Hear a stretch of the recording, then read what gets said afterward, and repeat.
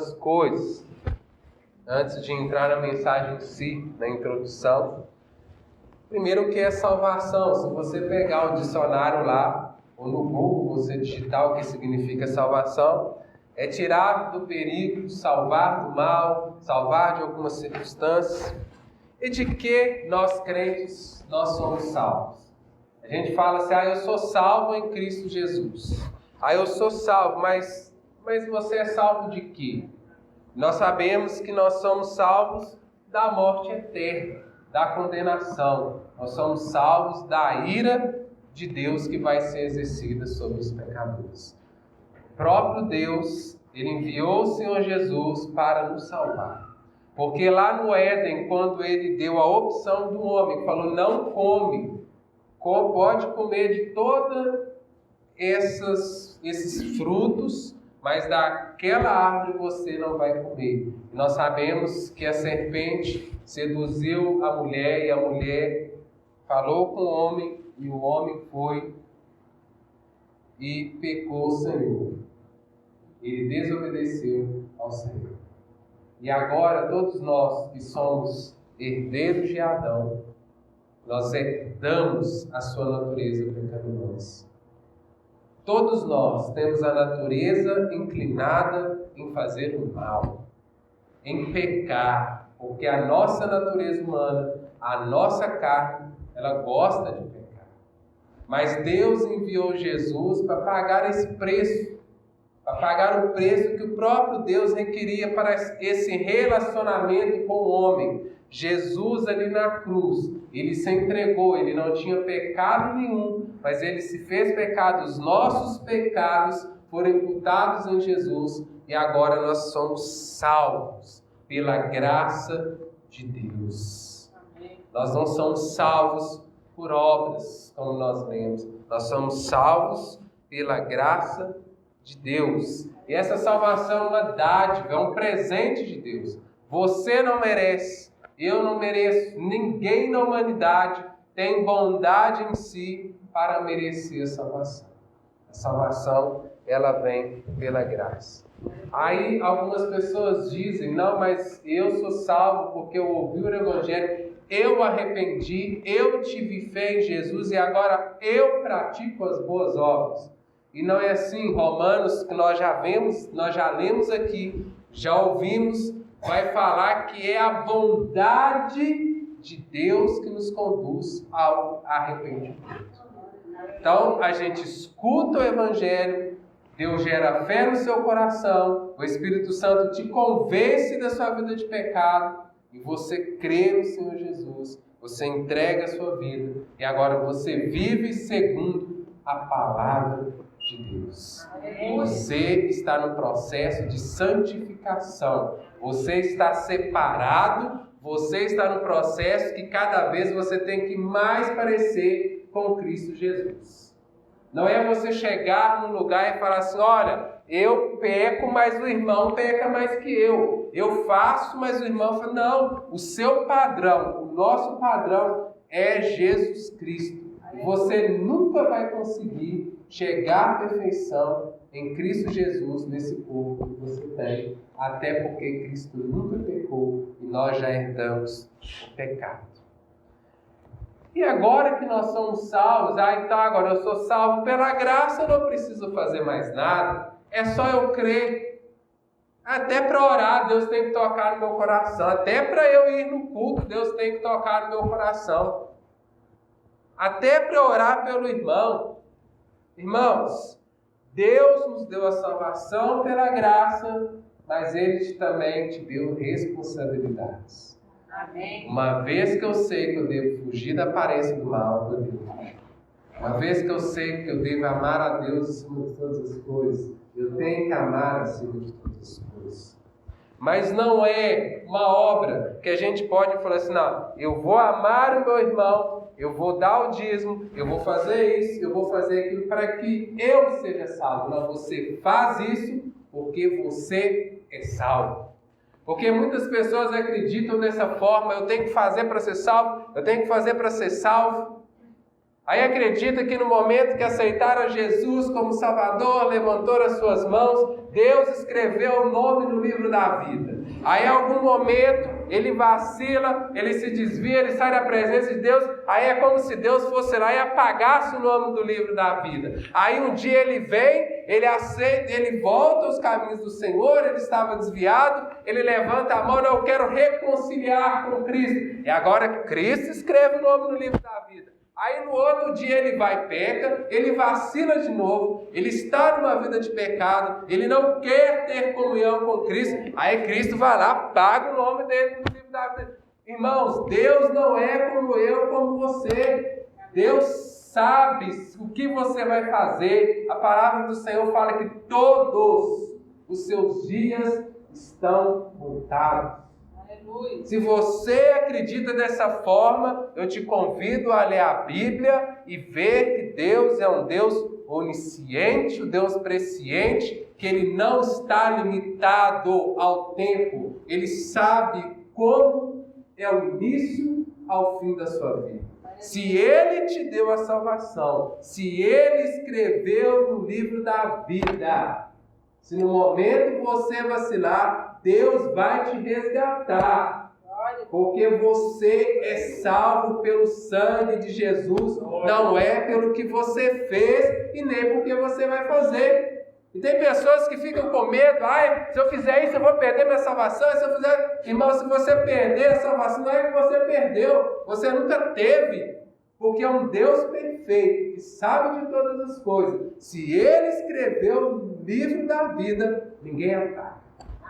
Nós vamos ler que João vai falar que aqueles que Deus trouxe nas mãos dele, ninguém pode tirar das mãos. Nós temos essa segurança. Eu vacilo, eu peço, mas nós temos um advogado, que é Jesus. E Ele, quando nós confessamos e deixamos, Ele nos perdoa.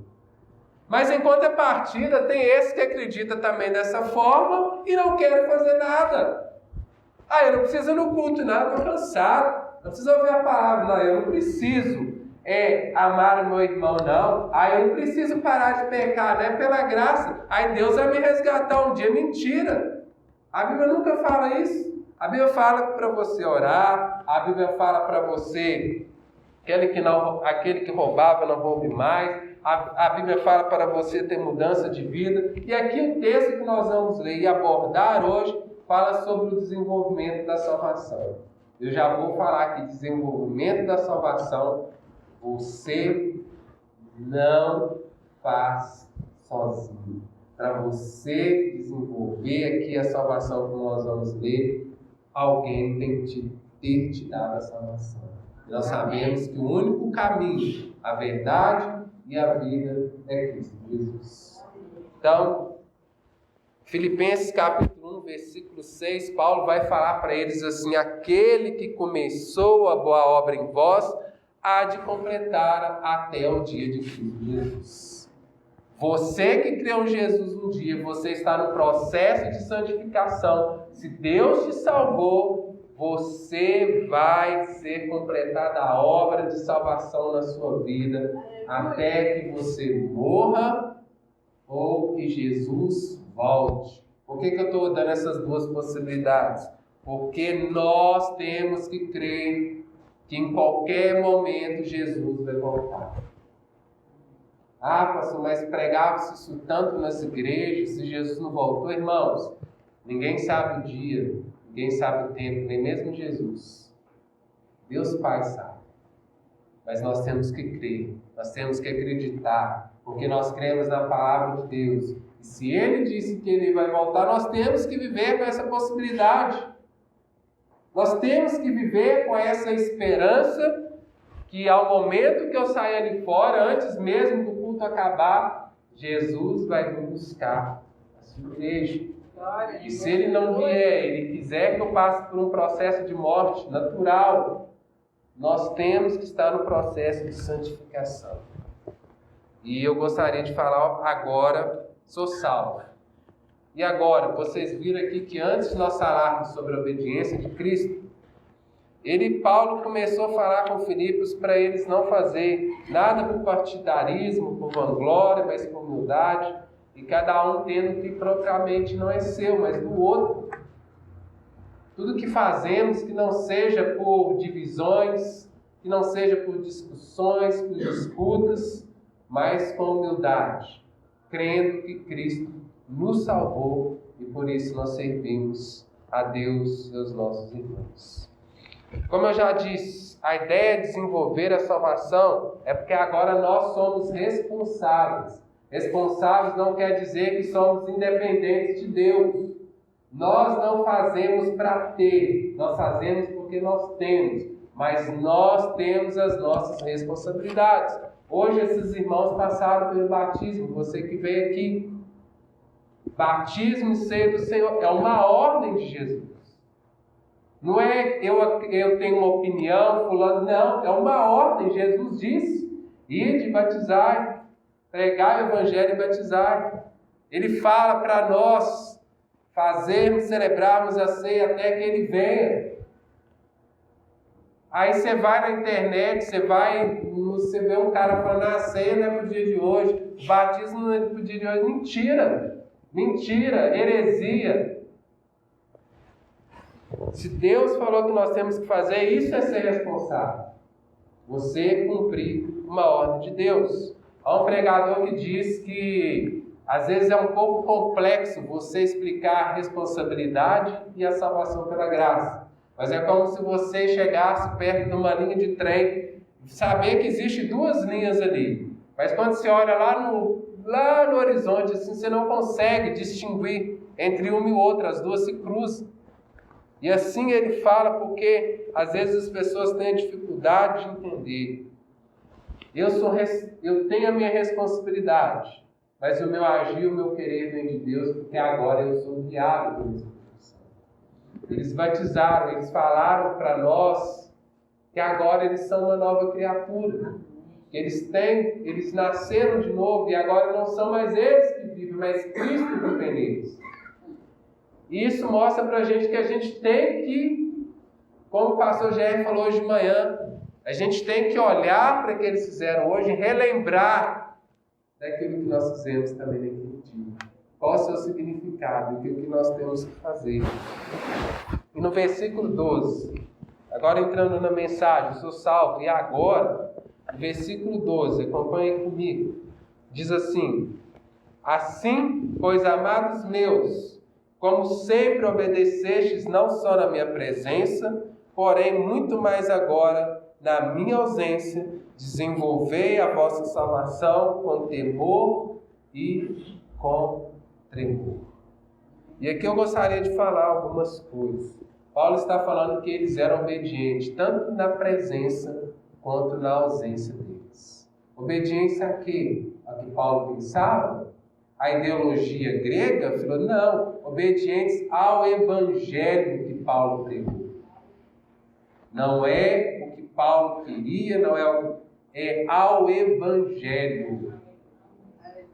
A gente tem a mania às vezes de falar assim, não, pastor, a sua ovelha ali, a ovelha da sua igreja, pastor não tem ovelhas. Ele é pastor, ele guia as ovelhas de Jesus. Ele é o sumo pastor. Às vezes a gente fala assim, às vezes a gente é o nosso evangeliquez. Vocês não são almas minhas, são almas de Jesus. E às vezes a gente fala assim, aquela pessoa não obedece ao Senhor. É aqui na igreja uma coisa, é perto de fulano é uma coisa, mas lá no trabalho dele xinga. Lá na casa dele ele está fazendo aquilo. Fala mentira pro pastor. Fala mentira. Pô, irmã, você não veio na igreja? Ah, pastor, tá passando mal, mentira. Estava lá na casa assistindo a novela. Irmão, vocês não estão enganando a mim, não estão enganando o seu irmão, vocês estão enganando a si mesmos. Porque Deus vocês não enganam. Eu estou usando frequência que é uma coisa bem tranquila para não usar as outras coisas. E a gente fala assim, as ovelhas estão, irmãos, agora eu vou falar uma grande verdade. Como diz, vou falar a verdade muito crua. Nem todo mundo que está na igreja e é membro da igreja é ovelha de Cristo. Nem todo mundo. é o reino de Deus. Pode ser batizado, ter o nome no hall de membro, pode ser dizimista, pode ser ofertante, pode cumprir com as suas responsabilidades sociais, pode estar dentro do ministério, mas não é o reino de Cristo. Não eu que estou falando, eu provo para você. Abre lá em João capítulo 10. João capítulo 10. Abre aí, irmãos. Hoje eu gostaria de falar com irmãos. Às vezes eu cito o texto, hoje eu vou ler para que os irmãos vejam a seriedade do que eu estou falando.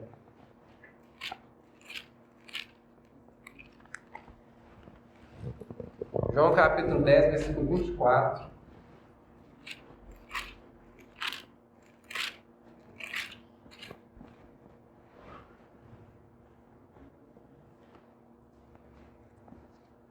Vamos ler a partir do 22, para a gente não estar no meio do texto, né? João, capítulo 10, versículo 22. Diz assim: celebrava-se em Jerusalém a festa da dedicação, era inverno. Jesus passeava no templo, no pórtico de Salomão. Rodearam-no, pois, os judeus e o interpelaram. Até quando nos deixarás a mente em suspenso? Se tu és Cristo, dize-o francamente. Versículo 25. Respondeu-lhe Jesus: já vos disse e não credes. As obras que eu faço em nome do meu Pai testificam a meu respeito. Mas vós não credes, porque não são minhas ovelhas. As minhas ovelhas ouvem a minha voz, eu as conheço e elas me seguem. Eu lhes dou a vida eterna, olha a salvação. Eu lhes dou a vida eterna, jamais perecerão e ninguém as arrebatará da minha mão. Aquilo que o Pai me deu é maior do que tudo, e da mão do Pai ninguém pode arrebatar. Eu e o Pai somos. Glória a Deus. Aqueles que são ovelha ouvem a voz do Senhor, o seguem, e o Pai me conhece. Ah, pastor, mas como que eu vou ouvir a voz de Jesus hoje? A palavra do Senhor é a voz de Deus. Ah, eu quero ouvir a voz. Tem gente que é muito espiritual, né? Fala assim: eu quero ouvir a voz de Deus, assim da forma como o irmão está me falando. Bom, pega a Bíblia e lê em voz alta. Você vai ouvir a voz de Deus, Deus falando com você. A palavra do Senhor é a palavra de Deus. E assim como os fariseus, assim como os muitos religiosos escutavam o sermão de Jesus, viu os milagres que Jesus fazia, via a obra de Jesus, Jesus falou na cara dele: vocês não são minhas ovelhas, porque vocês não creram. E aqueles que escutam o Evangelho, aqueles que escutam a palavra, que escutam a voz do Senhor e não seguem, não são ovelhas. Pode ser bode, pode ser outro animal, mas não são ovelhas, porque não seguem a Jesus. E uma coisa não é eu que estou falando, irmão, nós vemos na palavra do Senhor. É Jesus que está falando. São obedientes ao Evangelho na presença do líder e fora da presença do líder. Eles eram obedientes. Vamos voltar lá no desenvolvimento. Sou salvo e agora? Primeira coisa, ser obediente. Obediente ao Evangelho. A palavra de Deus. Filipenses. Vamos voltar lá em Filipenses capítulo 2. Se eu tivesse como é que chama aquele negócio que você tem lá? Um tablet, eu não estaria aqui passando aperto, achando texto toda hora. Mas é bom que os irmãos vejam que eu estou achando, passando aperto, mas achando. Irmãos, como obedeceste na minha presença, porém muito agora na minha ausência. Desenvolver a salvação com temor e com temor. A gente fala com temor e com tremor, a gente já se remete a medo, mas a gente tem que ver que o temor ao Senhor é um respeito, uma reverência e que nos leva a obedecer e agradar a Deus. Não existe isso, eu tenho temor a Deus e continuar na vida de pecado, você não teme a Deus. Você pode achar a história de Deus bonita, você pode achar uma história moral muito boa, mas se você vive na vida de pecado, você não tem a Deus. Porque quem teme a Deus respeita e agrada a Deus. Não tem como, irmãos. Tem como eu falar assim, eu temo a Deus, continuar fazendo as mesmas práticas. Vivendo como nós lemos aqui em Efésios, éramos por natureza filhos da ira, levados a praticar pecado. Aí fala, por que com temor e com tremor? Por quê? Aí o próprio texto fala, porque Deus é quem efetua em vós tanto querer quanto realizar segundo a sua boa vontade. Lembra que eu falei? Para você ser convencido do pecado, o Espírito Santo, a bondade de Deus, o Espírito Santo te mostra a bondade de Deus e te traz o arrependimento. É Deus que coloca fé em você. É Deus que te preserva nas mãos dele. Você viu aqui Jesus falando? Não é eu falando, vocês ouviram Jesus falando aqui no texto? Quem o Pai o trouxer, está nas minhas mãos e ninguém pode arrebatar. A nossa segurança que somos salvos é porque é Cristo Jesus que sustenta a nossa salvação. Não somos nós, mas nós temos que obedecer. Nós temos que fazer porque nós temos que ter o temor e o tremor e Ele nos ensina. Aí fala aqui, porque é Deus. E eu falei aqui, irmão, nós temos a natureza corrompida. Nós não devemos nos vangloriar de nada. Nós não devemos falar assim, eu faço, eu posso, eu tenho. Não. Eu faço, eu posso, eu tenho, porque eu fui alcançado pela graça do Senhor. E é isso que nós devemos ter em mente. Eu faço porque fui alcançado pelo Senhor. E agora que eu fui alcançado pelo Senhor, e nós vemos lá também em Efésios, lembra? Que Deus já preparou as boas obras antemão para que andássemos nela. Se a pessoa não é alcançada pela graça, se ela não crê em Jesus, se ela não foi transformada, está aqui na igreja, acha que é ovelha, está ouvindo a palavra do Senhor e não transforma, não tem mudança de vida, continua a mesma vida, lá no serviço fala palavrão, lá no serviço fala mal dos outros. Temos um visitante lá né, e começa a ter uma vida dupla. Irmãos, vocês não foram tocados pelo Senhor ainda. Você que age dessa forma, você ainda não foi alcançado pela graça do Senhor. Porque quem é alcançado pela graça externa aquilo que o Senhor revelou a eles. E o texto vai dizer aqui algumas coisas que nós externamos, que nós demonstramos a nossa salvação. É a salvação demonstrada, é você a carta lida. Todas aquelas pessoas que olham para você e olham a sua transformação e veem e falam assim, aquela pessoa verdadeiramente ela é salva, aquela pessoa verdadeiramente foram alcançadas pelo Senhor. Não é como muitos escutam aí nos dias de hoje. Aquela pessoa é salva, mas não teve mudança de vida. Aquela pessoa está na igreja e continua fazendo a mesma coisa, pelo contrário, continua fazendo pior. Essa pessoa não é salva. Porque quem é salvo é o Senhor gera frutos na vida daquela pessoa. E os frutos externos. Você não precisa falar, eu sou crente, eu sou evangélico, eu sou da igreja fulano de tal. As pessoas verão a diferença de você. E aqui o que o texto está dizendo, agora eu sou salvo, e dentro da responsabilidade, fala que eles devem fazer tudo sem murmuração e nem contendas. Sem murmurar, sem reclamar. E povo que reclama é povo crente. Reclama demais. Nossa, se ter culto, reclama. Se não tiver, reclama. Se pintar, reclama. Se não pintar, reclama. Aí o outro reclama, o outro acha, o outro não acha. E eu falo com vocês que isso é antigo. É antigo. Lá no deserto o povo reclamou. O povo reclamou. Abre lá em Êxodo 16. Êxodo capítulo 16. Vou arrumar um jeito de marcar aqui para não passar perto.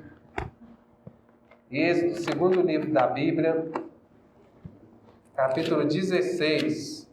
Nós vamos ver aqui o povo murmurando. 16, versículo 1.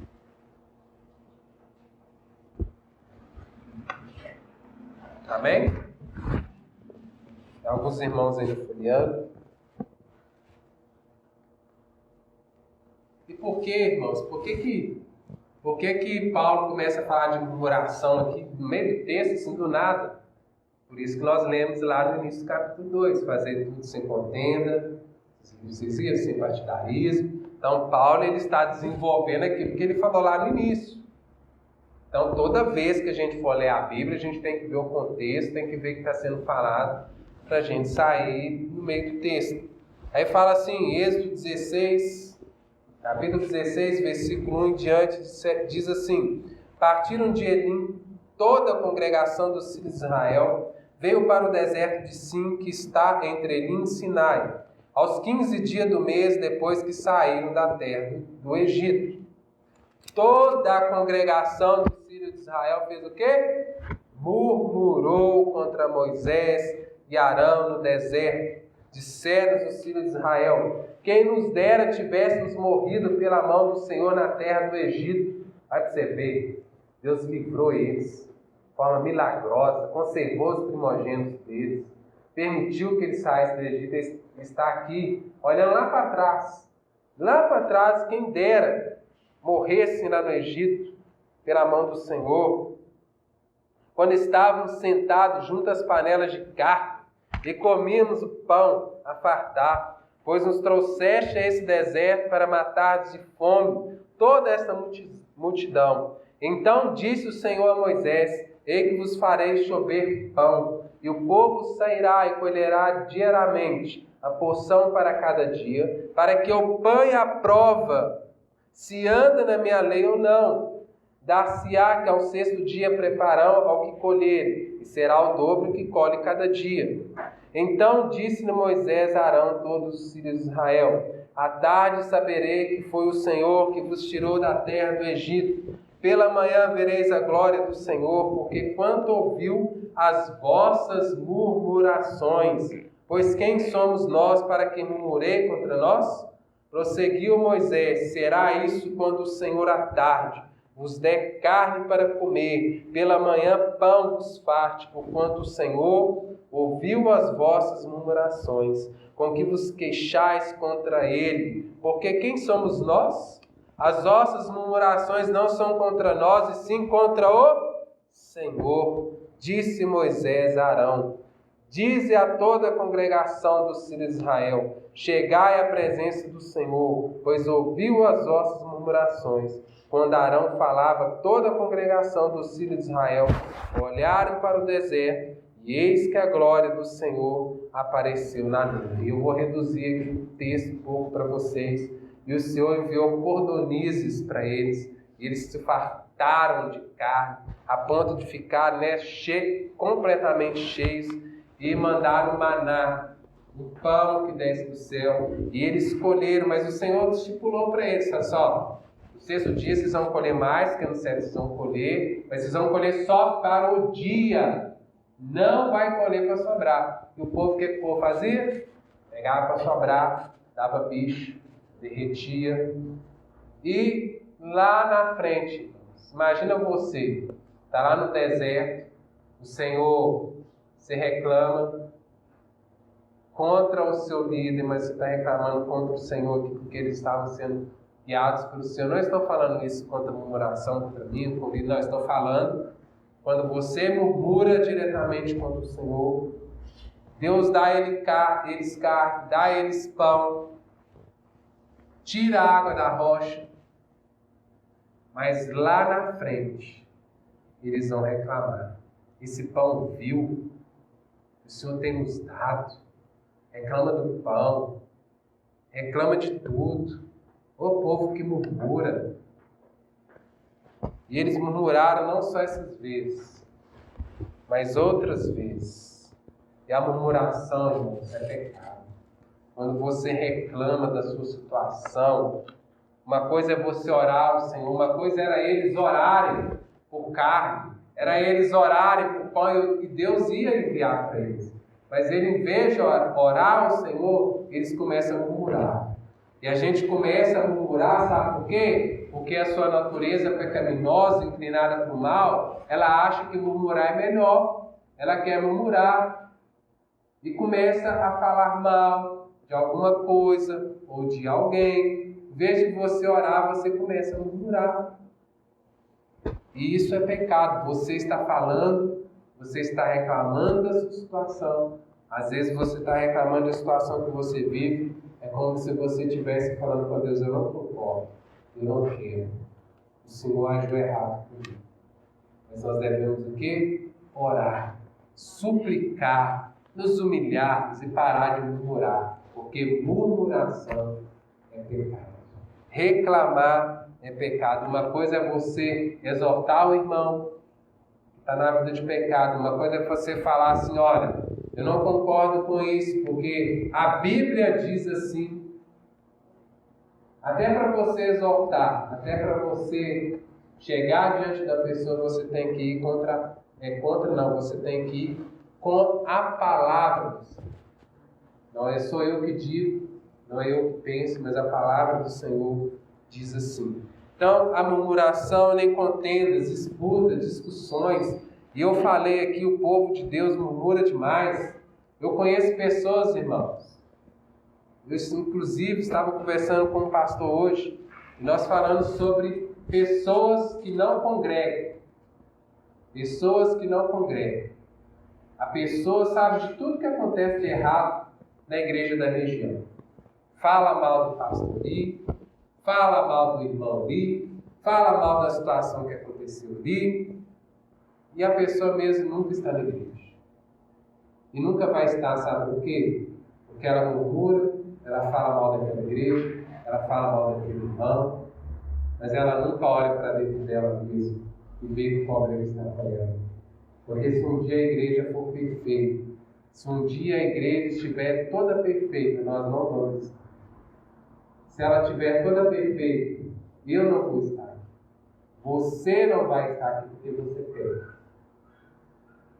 E você, mesmo sendo santificado, uma hora você desobedece a Deus.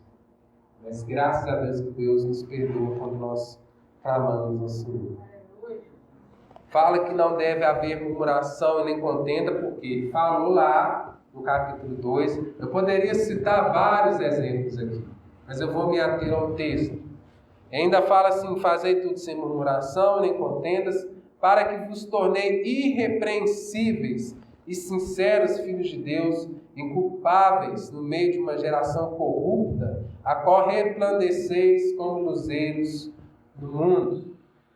Para que vos tornei irrepreensíveis. Irmãos, não vai precisar chegar ninguém para você e falar assim: olha, você tem que mudar de vida porque você está fazendo isso e você está fazendo aquilo.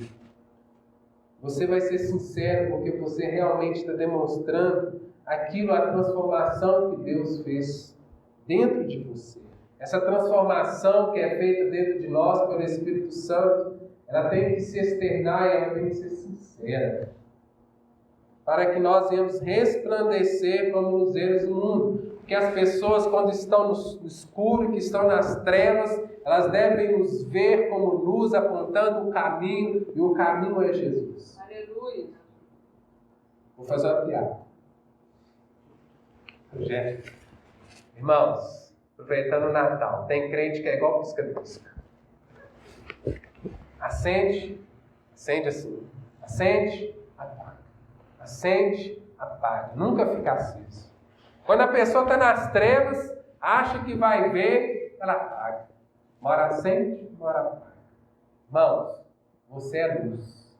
Você tem que ser luz o tempo todo. Não é uma hora você é luz, uma hora você apaga, não. Uma hora eu falo as coisas de Deus, uma hora eu posso xingar um palavrão na minha casa. Uma hora eu falo bem das coisas de Deus, uma hora eu posso fazer aquilo que desagrada a Deus. Não. Luz, ela fica acesa.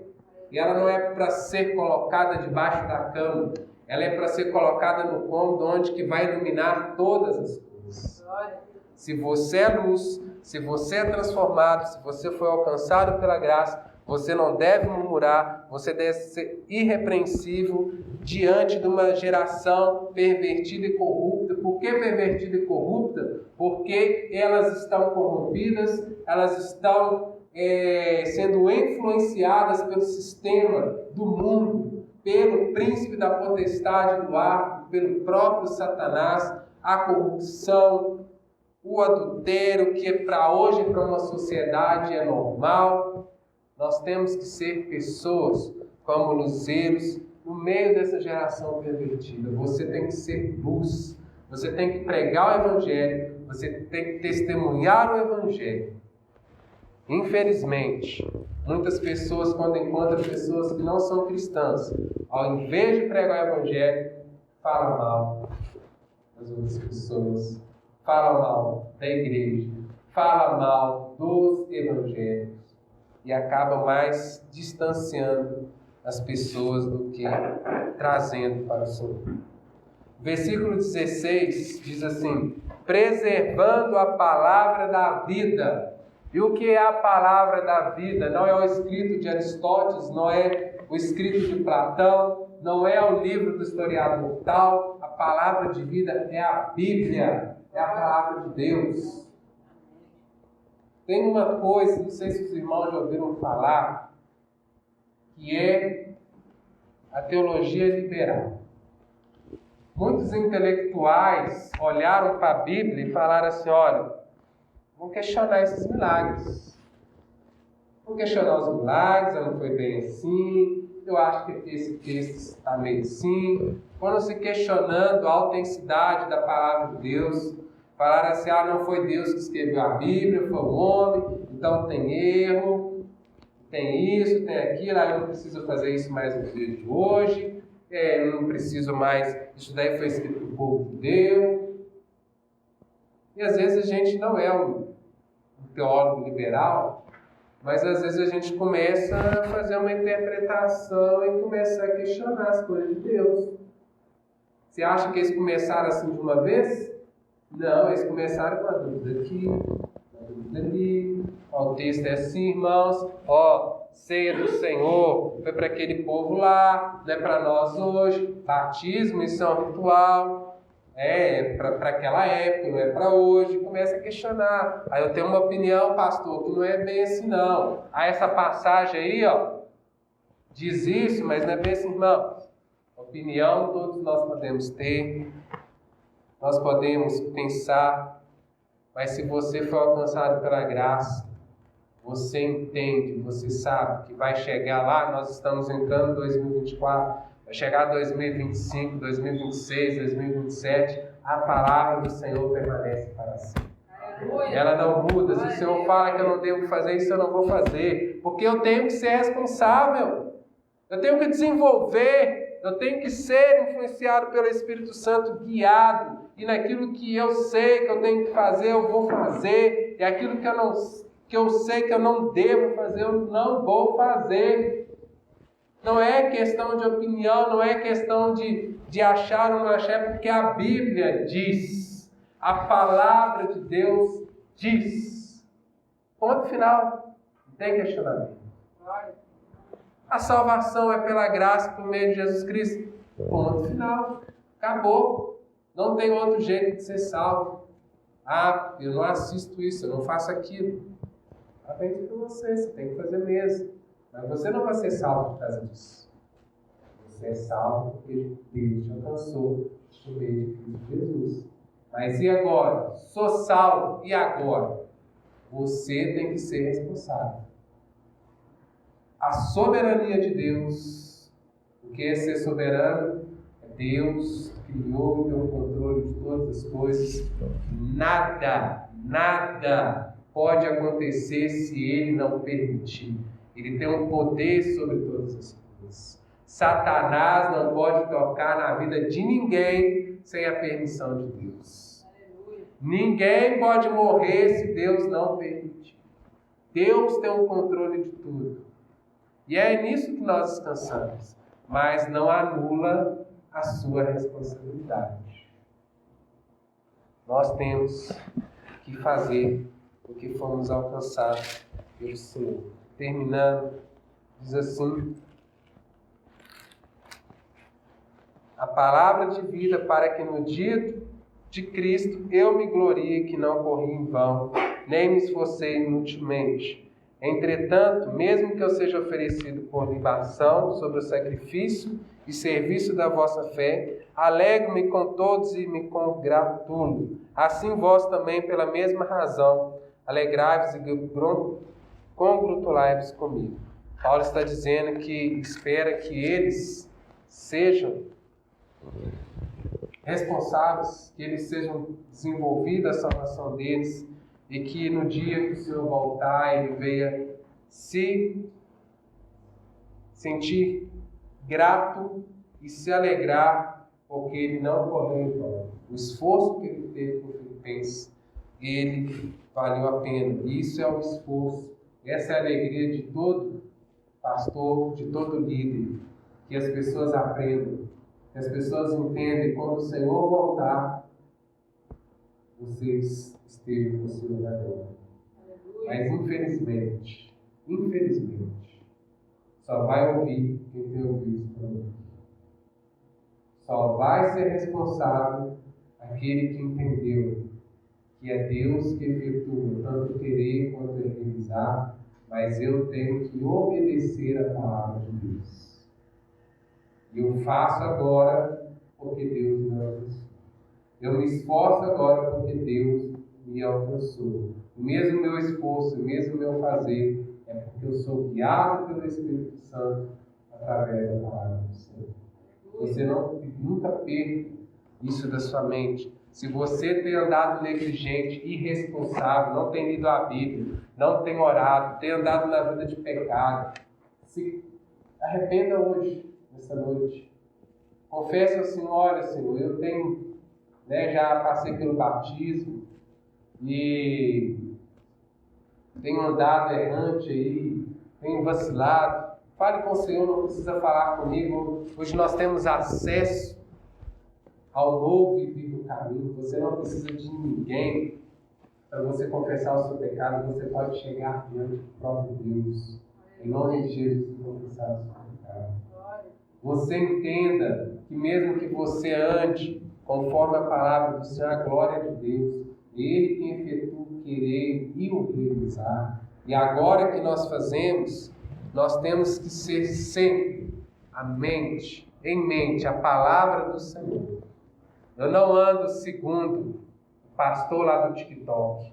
Eu não ando segundo a opinião do fulano de lá. Eu não ando segundo aquele coach que fala isso. Eu não ando segundo aquele livro que é famosíssimo. Eu não ando segundo aquele blog lá que está escrito falando que não é bem assim. Eu ando segundo a palavra do Senhor. Eu ando segundo a voz do Senhor. E você que é ovelha, você está escutando a palavra do Senhor.